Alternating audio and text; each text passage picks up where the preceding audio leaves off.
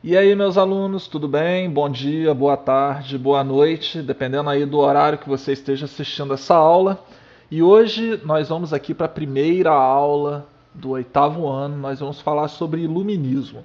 Eu dei algumas aulas aqui nesse formato, né, pelo YouTube para os alunos do sexto ano e muitos tiveram assim dúvidas sobre onde tirar dúvidas, né? Me questionaram isso várias vezes. É o seguinte, esses vídeos vão para o Padlet, tá bem? Vocês vão na escola para buscar as atividades impressas para que vocês possam fazer em casa, tá bem? E toda sexta-feira eu vou estar no Jitsi. O Jitsi é uma plataforma de videoconferência onde vocês vão poder entrar e tirar dúvidas, tá bem? Então a gente não precisa ficar tanto tempo online aí consumindo banda de internet para quem não tem uma internet tão boa, tá certo? Então, se você não conseguir entrar no Jitsi, pode perguntar aqui nos comentários do YouTube que eu vou responder. Talvez eu faça até um vídeo sobre isso. Tá bom, meus alunos? Então, vamos começar a nossa aula aqui. Hoje é uma aula aqui sobre iluminismo. Vou tomar minha pílula aqui para diminuir e... Aí, agora sim. É o seguinte, para quem não viu a minha aula ainda, aqui eu sempre vou passar aqueles slides que eu uso dentro de sala de aula e aqui do lado, tá bem, é onde eu vou aparecer. Eu vou ficar sempre aqui, tá bem, fazendo os apontamentos aqui. E vamos começar nossa aula. Deixa eu só mudar aqui para minha tela. Beleza. Então, olha só, esse slide aqui vocês não precisam copiar nada agora. É importante que vocês prestem atenção na aula, tá bem? E ignorem os barulhos do cotidiano aqui. Tem um galo do meu vizinho aqui que ele canta o dia inteiro, tá bem? Todas as minhas aulas do sexto ano ficaram aí com o galo cantando de fundo, mas acontece, tá bem? Vamos começar aqui. O iluminismo e os fundamentos do liberalismo econômico. Nós vamos falar aí sobre esses dois assuntos que estão diretamente interligados, tá bem? Primeiro eu vou deixar duas imagens aqui. É muito comum a gente ver nos quadrinhos, né, essa lâmpadazinha acendendo. O que significa? Se você quiser pausar o vídeo aí e responder, responda para você mesmo em voz alta, porque isso te ajuda. Isso vai ajudar a vocês a refletirem melhor sobre o assunto. O que significa essa lâmpada acesa? Muito bem. A lâmpada acesa quer dizer que uma pessoa teve uma ideia, né, ou de que ela está com reflexões que são ótimas para aquele momento, né, mas geralmente representa uma ideia, é uma lâmpada acesa, a pessoa ficou iluminada, ela teve uma luz naquele momento, e a gente vai ver que a palavra iluminismo tem tudo a ver com essa questão do campo das ideias, tá bem? Vamos lá. E antes de eu começar a matéria de iluminismo propriamente dito, eu gostaria de recapitular algumas coisas que nós já estudamos na escola, tá bem? No primeiro momento aqui, o absolutismo monárquico, que é aquela característica do antigo regime em que o rei concentrava todos os poderes e poderia até criar leis sem a aprovação da sociedade, ou seja, era um poder absoluto, por isso se chama absolutismo. Ninguém podia interferir no poder do rei, ele tinha poderes absolutos e irrestritos, certo?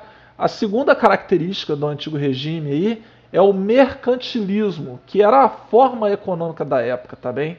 O modo de mercado da época, que era marcado pela interferência do Estado na economia e predominava a ideia de que o acúmulo de riquezas iria acabar proporcionando um desenvolvimento maior para o país. Lembram quando a gente falou sobre Brasil colônia e todas as colônias da América, que eles vinham em busca de metais preciosos, a fim de quê? Acumular riquezas, tá bem? E essa característica é o que nós chamamos de metalismo, é a busca por metais preciosos, certo?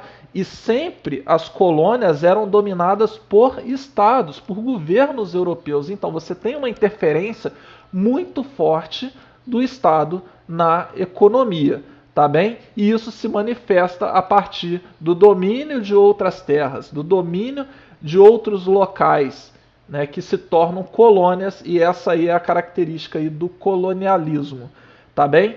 E a terceira, e não menos importante aí, a terceira característica, é o forte poder da Igreja Católica.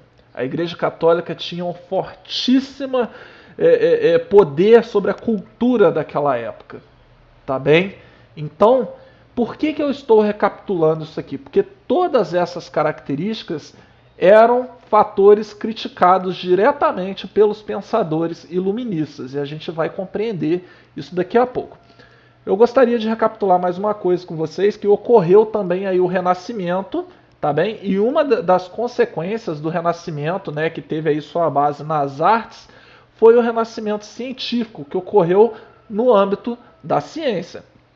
Esta época foi pautada no racionalismo, no humanismo e nos conhecimentos da antiguidade clássica, os conhecimentos greco-romanos, tá bem?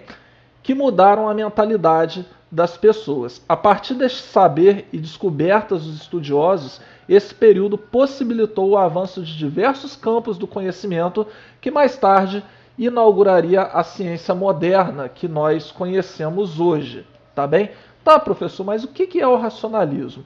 O racionalismo foi um movimento aí encabeçado, aí o destaque maior do racionalismo foi o René Descartes, a partir da publicação aí do seu livro O Discurso do Método, né?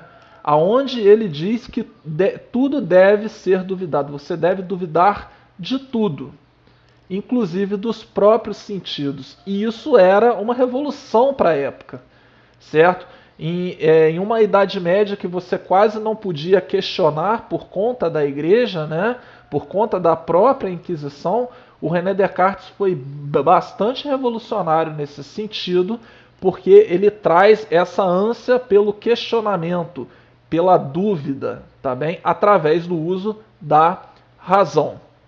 Então, vamos começar aqui a falar propriamente sobre o Iluminismo. O Iluminismo, também conhecido por ilustração ou esclarecimento. Lembram lá no início do slide? Vou até voltar aqui, ó. Olha só, duas lâmpadazinhas acesas, quer dizer que é um momento de luz, tá bem? E por que eles chamavam, por que eles diziam que essas ideias eram a luz do mundo? Porque eles consideravam que a Idade Média foi um período obscuro, com falta de conhecimento. Então é um período que eles chamavam de Idade das Trevas, e essas ideias viriam iluminar o mundo.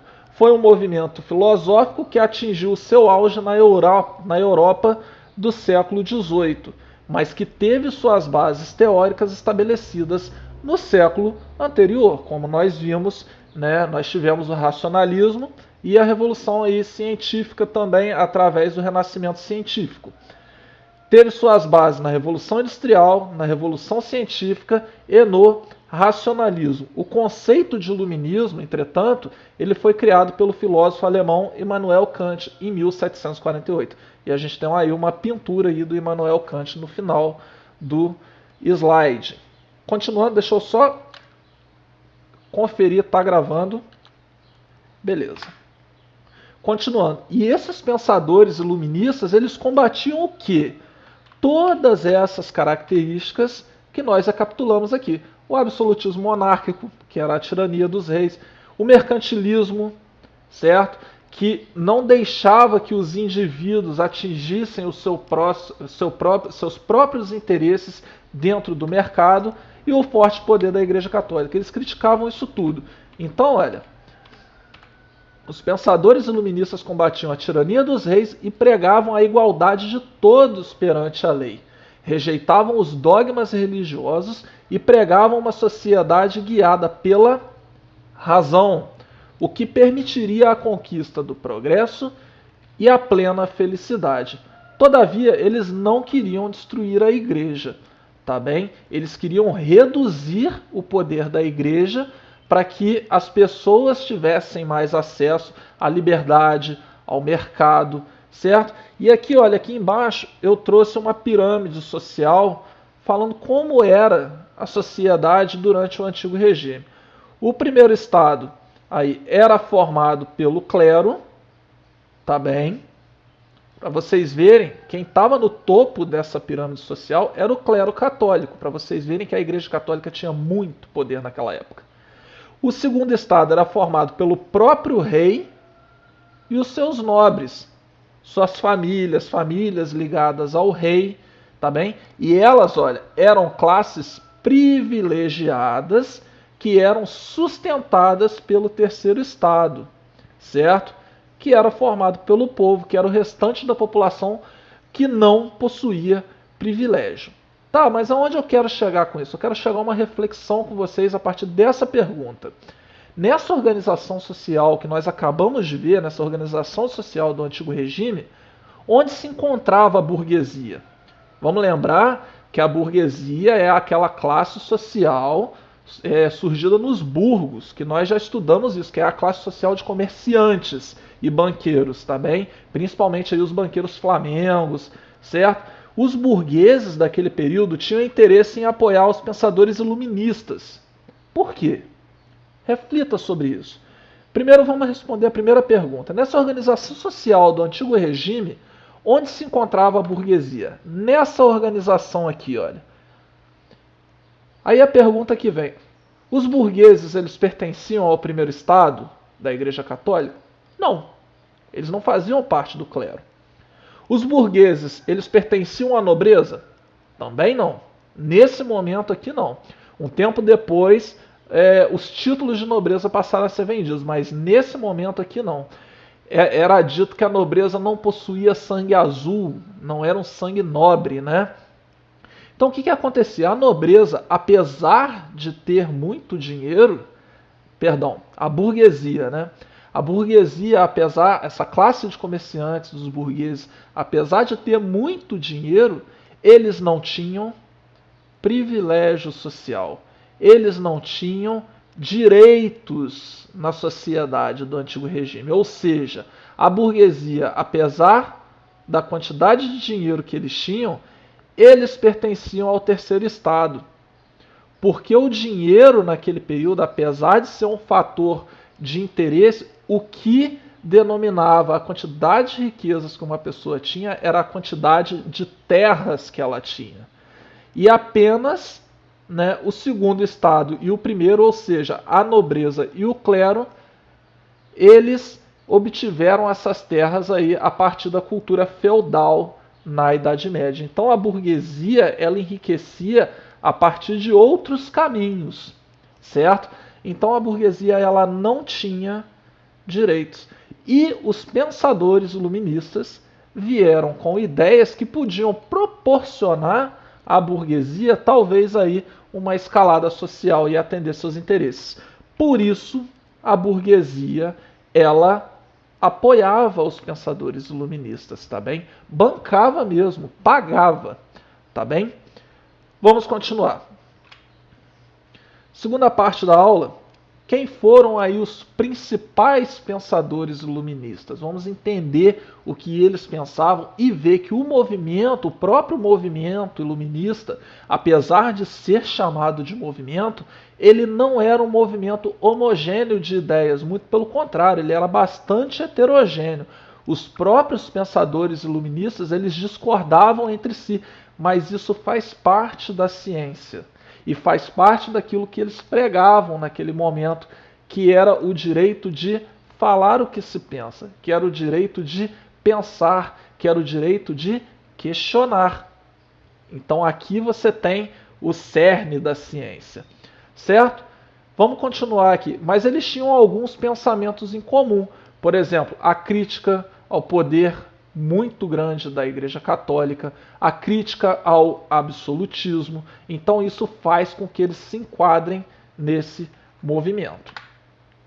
O primeiro pensador, nós vamos falar de dos dois primeiros pensadores aqui, que são Voltaire e Montesquieu. Ambos eram franceses, porque o iluminismo ele foi mais forte na França. Apesar dele ter se desenvolvido em toda a Europa, na Inglaterra, na Escócia, na Itália, na Espanha, esse movimento ele foi muito forte nessa parte intelectual, principalmente dentro da França. Então a gente vai falar aqui do Voltaire, né, que dedicou sua vida à luta pela liberdade de expressão.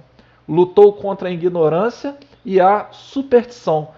E ele era um forte anticlerical. O que é o anticlericalismo católico? Vamos lembrar que o clero é o grupo social, né, das pessoas que pertencem ao clero da igreja, tá bem?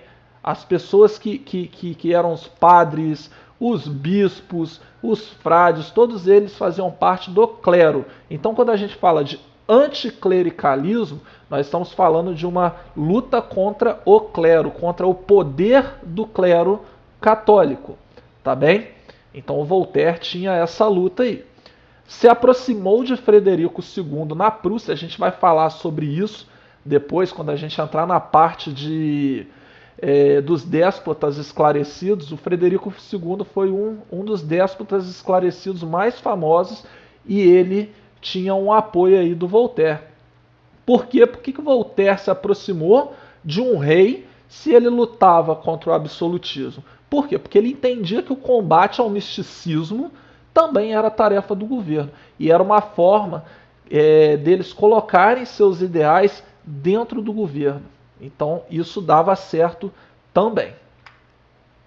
Uma frase aí do Voltaire.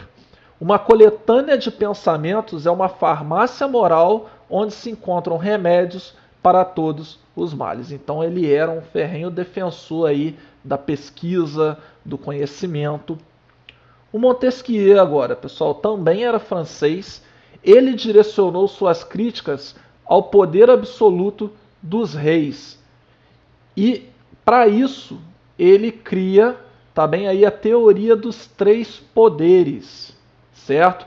E que isso aqui a gente já tem um pouquinho mais de familiaridade, porque isso é aplicado no Brasil e em muitos países aqui ocidentais, certo? Que poderes são esses? O primeiro poder é o executivo, tá bem? Que vai fazer aí com que as leis sejam cumpridas. O segundo é o poder legislativo, que vai elaborar essas leis, e o judiciário, que vai analisar essas leis e julgar as pessoas, certo? Dessa forma, haveria liberdade e igualdade perante as leis. Então, o Montesquieu ele foca muito na questão jurídica, tá bem? Mas isso tem um porquê. O próprio Montesquieu ele era jurista, então ele via isso como algo extremamente importante para que a sociedade tivesse a sua liberdade e igualdade de acordo com o entendimento dele, tá bem? Então olha só essa frase dele, como é que é forte. Liberdade é o direito de fazer tudo o que as leis permitem. Então ele entendia que as leis eram de extrema importância para a sociedade, para que a sociedade vivesse em liberdade, em igualdade e em paz. Um outro pensador aí que eu particularmente gosto muito, né, é o Rousseau. Gosto muito de estudar o Rousseau. Ele foi o mais radical de todos os iluministas. De todos os pensadores iluministas daquela época, o Rousseau foi o cara que trouxe assim, as ideias mais revolucionárias para aquele período. Inclusive, ele é um cara que teve que fugir de vários lugares e seus livros foram queimados em praça pública. Então, assim, ele tinha um pensamento mais revolucionário entre os iluministas. Ele acaba se distanciando desses pensadores mesmo. O homem é bom por natureza, a sociedade que o corrompe. Essa frase dele é famosa, né? Ele diz que o homem nasce bom e a sociedade, né, que é desprovida de bondade, corrompe esse homem. E para reverter essa situação, para reconstruir a bondade do homem, a educação teria um papel fundamental, principalmente com as crianças, tá bem?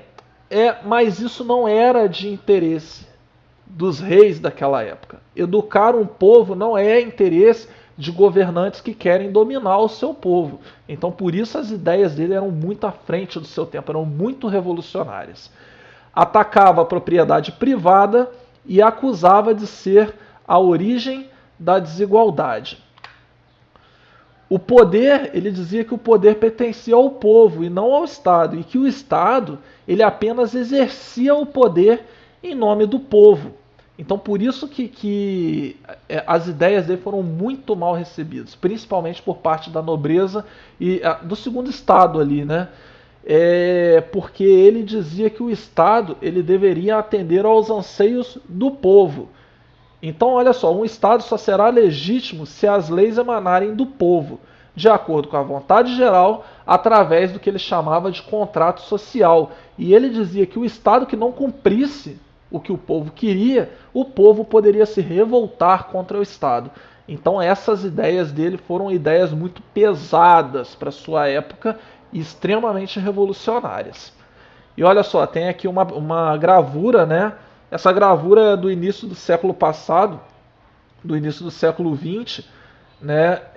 Mostrando aí a queima das obras do contrato social em Genebra, na Suíça, em 1763. Ou seja, as obras dele foram queimadas no próprio país em praça pública. Certo? E olha aí. A natureza fez o homem feliz e bom, mas a sociedade deprava-o e torna-o miserável. A famosa frase aí do Jean-Jacques Rousseau. E o iluminismo nas ciências e a enciclopédia? Nas ciências, o que rolou? Nos séculos 17 e 18, enquanto as ideias iluministas se espalhavam pela Europa, uma febre de novas descobertas e inventos tomou conta do continente, ou seja, isso estimulou as pesquisas científicas. O avanço científico dessa época colocou à disposição do homem informações tão diferentes quanto a descrição da órbita dos planetas e do relevo da Lua, a descoberta da existência da pressão atmosférica e da circulação sanguínea, e o conhecimento do comportamento dos espermatozoides. Ou seja, hoje coisas para a gente que são comuns, que a gente já conhece, naquela época eram descobertas gigantescas, que muito provavelmente só não foram descobertas antes porque a ciência certamente não podia tocar em certos assuntos por conta dessa interferência da igreja na cultura europeia. Então, olha só, aqui você tem um experimento testando o quanto o corpo humano é condutor de eletricidade. Você tem aqui no meio, olha, uma criança esticada, né, recebendo estímulos elétricos nos pés e passando esses estímulos para outra criança, testando aí o quanto o corpo humano é condutor de eletricidade. Eram experimentos que eram feitos na época. Aqui a gente tem aqui um desenho do primeiro do primeiro microscópio. Inclusive nessa época aí foi descoberta a célula, né? O conceito de célula é usado até hoje. E com tantas descobertas, aonde o ser humano, aonde as sociedades iam juntar isso tudo e sistematizar? Então, os iluministas utilizavam todos os meios para divulgar o conhecimento, por cartas, jornais, livros, panfletos, etc. Eu tenho um erro de digitação aqui em panfletos, tá bem? Mas vamos lá. E o filósofo francês Denis Diderot, com a ajuda do matemático francês o D'Alembert, iniciou a criação da enciclopédia. Qual era a ideia da enciclopédia? Um conjunto de livros que, segundo eles, organizaria todo o conhecimento produzido pela humanidade até então. Então era um projeto ambicioso. O primeiro volume recebeu forte oposição da sociedade francesa e da Igreja Católica, justamente por conter todos esses avanços científicos, né, que contrariam todas as afirmações da Igreja durante toda a Idade Média e o Antigo Regime. Em 1759, a Igreja concluiu Em 1759, a Igreja incluiu a enciclopédia no Índex. O que é o Índex? O Índex é o índice dos livros proibidos pela Igreja naquela época. Em 1772 foi concluído o 28º e último livro da enciclopédia. A obra contou com a colaboração de 160 pessoas, entre editores, articulistas, resenhistas, gráficos e ilustradores. Então, é um projeto bastante ambicioso que foi concluído, e aqui a gente tem uma fotografia, né, de todos os livros dessa enciclopédia do Diderot. Tá bem? E atualmente, onde e como a gente organiza e junta esse conhecimento produzido? Como é que a gente faz hoje? E aí, pensa comigo, dá um pause no vídeo aonde é que você pesquisa quando você quer saber de algo? Você vai e pega uma enciclopédia como a Barça? Atualmente não, né? Atualmente nós temos a internet, né? E a maior enciclopédia e mais conhecida das enciclopédias digitais é a Wikipedia, né? E é um site muito famoso e colaborativo onde qualquer pessoa pode colaborar, certo? É claro que existem outros locais, né, que organizam esse conhecimento, mas a Wikipédia hoje é a mais famosa e a maior. E os princípios liberais, os princípios do liberalismo, começam com John Locke. Não vamos confundir, o John Locke ele não era liberal, tá bem? Ele não era liberal, mas ele é considerado o pai do liberalismo, porque o pensamento liberal nessa época ainda não existia. O Locke é considerado o pai do liberalismo, pois foi um dos formuladores dos princípios liberais, ou seja, ele formulou os princípios liberais. A propriedade privada, ao seu ver, era um direito natural, ou seja, enquanto a gente viu aqui, olha, o Rousseau, né, ele atacava a propriedade privada e acusava ela de ser a origem da desigualdade, o John Locke ele vai dizer o seguinte, que a propriedade privada ela é um direito natural, tá bem? E que ela é fruto do trabalho, né? E deveriam pertencer a quem conquistou. E isso também era uma crítica ao Estado da época, né? Porque o Estado cobrava altos impostos, né? Os reis cobravam altíssimos impostos, então isso era uma crítica. Olha, a propriedade é um direito natural, ele não pertence ao Estado, ele pertence a quem trabalhou para conquistar. Essa era a ideia do John Locke nessa época. E os governos deveriam garantir esses direitos naturais, principalmente o direito à propriedade privada. O homem nasce como se fosse uma folha em branco, ele dizia isso, né? Que o homem nasce uma folha em branco e essa folha vai sendo escrita durante a sua vida. O Adam Smith ele era escocês e ele sim criou o que nós chamamos hoje de liberalismo econômico. Ele discorda dos fisiocratas franceses e afirma que as riquezas provinham do trabalho humano. Tá, professor, mas quem eram os fisiocratas franceses? Esses fisiocratas, que eram esses grupos de franceses, eram pessoas que diziam que eram pensadores que diziam que esse enriquecimento, essas riquezas, provinham da agricultura, da terra. Só que isso não atendia à necessidade de muitos países da Europa. A exemplo da Escócia, olha só como cada pensador atendia os seus interesses, né, com seus ideais. O Adam Smith era escocês e a Escócia ela tinha 10% de terras cultiváveis apenas. Ou seja, se essa ideia dos fisiocratas ela é aceita, a Escócia ela acabava sendo considerada um país pobre, porque ela não tem riquezas na visão dos fisiocratas, ela não tem terras cultiváveis. É muito pouco que ela tem, apenas 10% de terras cultiváveis. Então ele passa a afirmar que as riquezas provinham aí do trabalho humano, que para gerar essa riqueza era necessário que o Estado não interviesse nos negócios, olha aí a crítica ao mercantilismo, para que dessa forma os indivíduos fossem livres para atender suas próprias necessidades e interesses. A soma de todos os trabalhos dessas pessoas que produziria a riqueza das nações, e não apenas as terras cultiváveis. E o Adam Smith aí, ele exaltava o individualismo e tinha uma ferrenha crítica aí ao mercantilismo e à interferência do Estado nos negócios. E ele dizia o seguinte, que a riqueza de uma nação não se mede pela riqueza do povo e não pela riqueza dos... Perdão.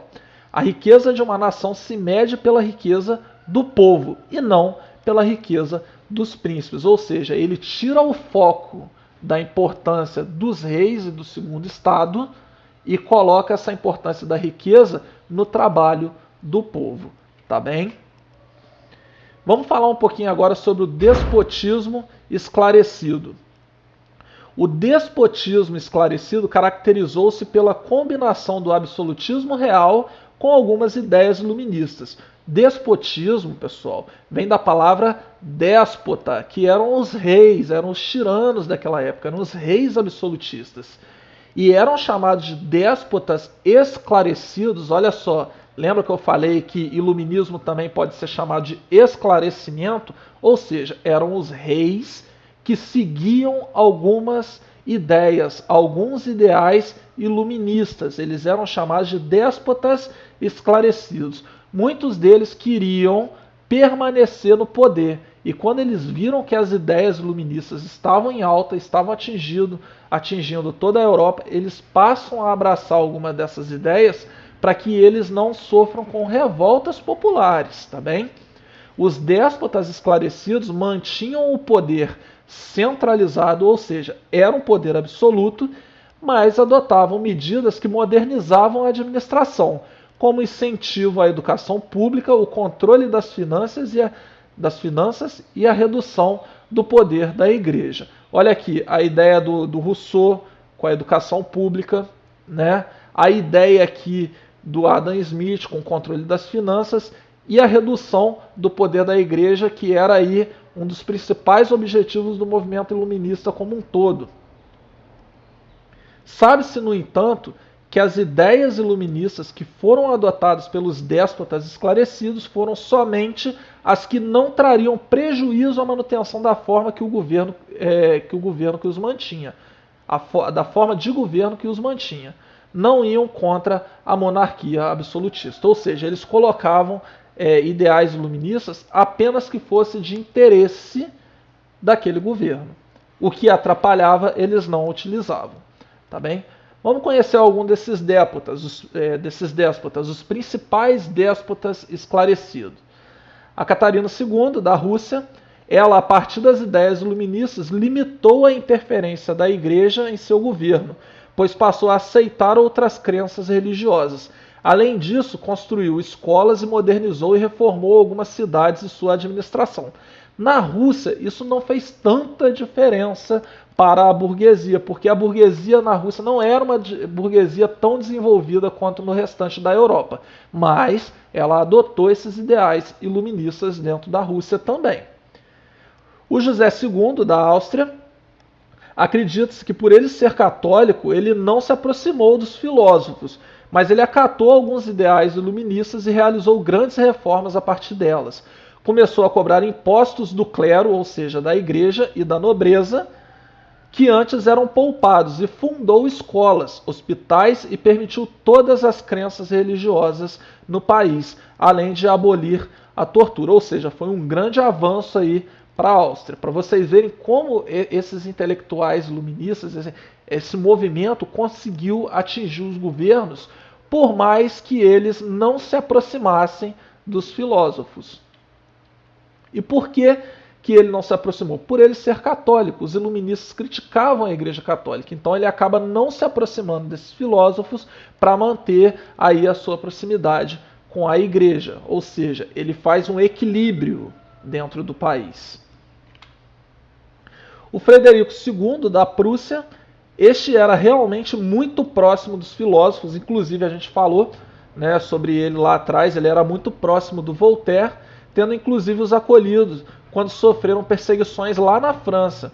O monarca aboliu a tortura, fundou escolas, passou a aceitar as diversas crenças religiosas, além de reformular todo o sistema penal. Certo? Esses foram os principais. Existe também o Marquês de Pombal, lá em Portugal, mas o Marquês de Pombal, ele não era um rei, tá bem? Ele era um secretário de Estado. Isso está no livro de vocês, depois se vocês quiserem saber sobre o Marquês de Pombal, é só dar uma lida lá. O iluminismo é a base do pensamento contemporâneo em muitas sociedades ocidentais, no que diz respeito à organização política, social e econômica, inclusive o Brasil. A gente falou sobre tripartição de poderes, sobre as leis, né, e diversos outros ideais iluministas que compõem a sociedade ocidental e também o nosso país aqui, o Brasil. E vamos para nossas tarefas de hoje. pesquise sobre capitalismo na internet, vocês vão pesquisar isso aí no Google ou no Wikipedia, onde vocês quiserem, e apontar as características desse capitalismo no pensamento do Adam Smith, que era chamado de liberalismo econômico. Tá bem? Eu quero que vocês encontrem essas semelhanças e como o pensamento do Adam Smith colaborou, né, com o sistema de mercado que nós vivemos hoje, o capitalismo, certo? E eu queria também que vocês refletissem, escrevessem sobre essa frase aqui. O homem só será livre quando o último rei for enforcado nas tripas do último padre. O que essa frase representa dentro do movimento iluminista? Quais as características do movimento iluminista você vê contida nessa frase aqui? Eu quero que vocês façam essas duas tarefas, além das tarefas que vocês vão pegar na escola, tá bem? Lembrando, deixa eu só finalizar aqui, a nossa aula chegou ao fim, certo? Deixa eu voltar aqui para o meu rosto, beleza? Lembrando que toda sexta-feira, de 10 horas da manhã até 11 horas da manhã, eu estarei no Jitsi. Eu estarei numa sala no Jitsi, tirando todas as dúvidas dos alunos, tá bem? Então, 15 minutinhos antes, mais ou menos, eu vou gerar o link e vou colocar lá no Padlet da escola. É só vocês entrarem lá e acessarem o link que vocês vão conseguir conversar diretamente comigo. Aqueles que não têm aí uma internet boa para acessar o Jitsi, para falar comigo através de uma videoconferência, pode perguntar direto aqui no YouTube, tá bem? Mas o ideal é que vocês vão lá para o Jitsi toda sexta-feira, por quê? Porque lá eu consigo perceber, eu consigo conversar com vocês e tirar todas as dúvidas de vocês, as dúvidas que ficarem em nossas aulas, tá bem? As aulas online, elas não estão sendo ministradas, porque muitos alunos não têm internet em casa e não podem acessar a internet em determinados horários, então eu preferi esse modelo aqui no YouTube, que fica gravado no YouTube e o aluno ele pode assistir a aula na hora que ele puder, tá bem? Quando ele tiver acesso à internet, quando ele tiver acesso ao celular, quando ele tiver acesso a um computador, tá bem? Então fica mais democrático dessa forma. E sexta-feira no Jitsi a gente se encontra para apenas tirar dúvidas. Tá bem, pessoal? Então é isso. Fica aqui a nossa aula de hoje e até a próxima. Valeu! Cuidem-se!